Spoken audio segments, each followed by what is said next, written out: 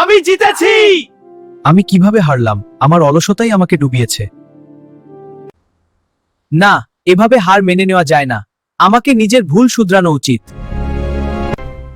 বন্ধু কচ্ছপ, আমি আমার ভুল বুঝেছি। চলো আরেকবার দৌড় হয়ে যাক।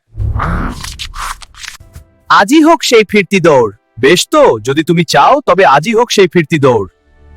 দ্বিতীয়বারের মতো লড়াই শুরু হতে যাচ্ছে। বনের পশু পাখিরা রুদ্ধশ্বাস অপেক্ষায়। 3, 2, 1 শুরু। এবার আর কোনো অলসতা নয়, খরগোশ বিদ্যুৎ বেগে ছুটছে। যাই হোক না কেন, আমি আমার সেরাটা দেব। এই সেই গাছ, কিন্তু আজ আমি এখানে থামবো না।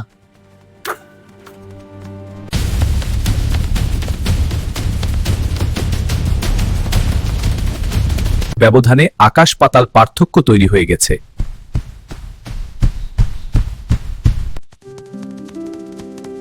অবশেষে আমি আমার লক্ষ্যে পৌঁছাতে পেরেছি।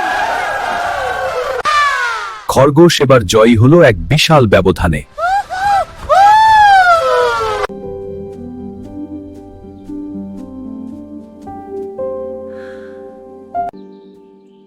দারুণ দৌড়ালে বন্ধু, আজ তুমি সত্যিই যোগ্য বিজয়ী। ধন্যবাদ বন্ধু, তোমার কাছেই আমি শিখেছি যে সময়ের গুরুত্ব কতটা। তারা দুজনই বুঝল, জেতার আনন্দ আছে ঠিকই, কিন্তু শিখতে পারার আনন্দ আরো বেশি। দ্রুত এবং নির্ভরযোগ্য হওয়া ধীরস্থির হওয়ার চেয়েও শ্রেষ্ঠ। চলো দাদু, এবার আমার সাথে দৌড়াবে। ভুল থেকে শিক্ষা। একবার হারলে থেমে যেও না, নিজের ভুলগুলো খুঁজে বের করো এবং আগের চেয়ে বেশি পরিশ্রম করো।